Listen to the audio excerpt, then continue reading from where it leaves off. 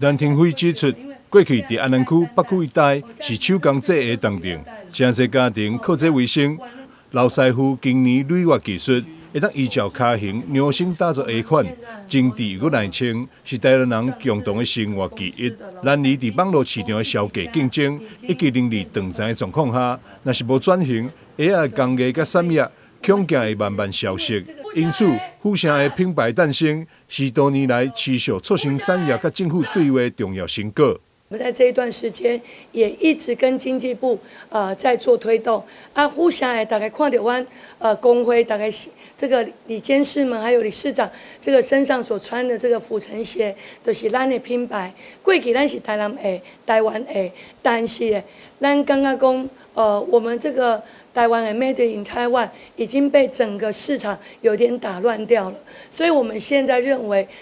過去我們的底氣就在台南，而且今嘛存在上濟傳統產業，這項的傳統產業嘛是在咱台南，所以我們就希望說，當用到一個好的品牌，所以經濟部的協助着阮來做着阮這個府城鞋的一個推動。除了傳統的功夫，富城鞋嘛導入科技元素，利用 3D 量測機器，會當精準掌握每一個人腳型需求，將傳統甲科技結合，做出一雙完全符合家己腳型的鞋啊。每個人因為他的生活習慣、運動習慣，還有成長環境，還有小時候穿鞋習慣或者遺傳基因，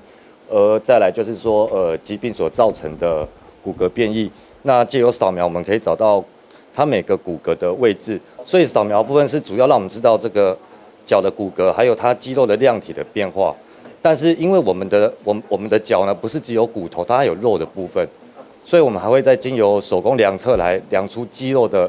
穿在腳裡面的鞋子裡面的時候，它會有一些萎縮或者潰體的部分，然後再借由這個立體的面，然後借由經驗來打造一個符合人體的一個每一個人的不一樣的鞋子。富城鞋嘛，這種賣力跨產業合作新階段，陳廷輝指出，富城鞋將結合中華蛇頭鞋仔產業，推動整合甲機能升級。並在12月16號下晡2點，在台北世貿中心正式發表，象徵富城鞋為地方品牌走向全國舞台。12月16號，咱就要做到這個甲蛇頭鞋仔來做結合的跨業合作。16號在我們的世貿中心要做來展出，所以我是一步一步，甲咱的富城鞋行遍全世界。我的目標是安尼。